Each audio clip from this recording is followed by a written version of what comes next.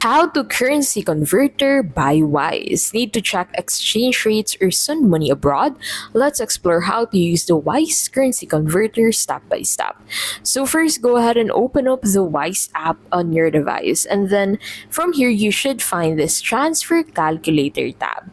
So from here, go ahead and enter the amount that you want to convert to another currency. Make sure to set the currencies into the correct currencies you want to convert, and then you should find the conversion along with the fees you'll need to pay, along with the sending time that you'll need to wait to be able to send this amount of money to that specific user.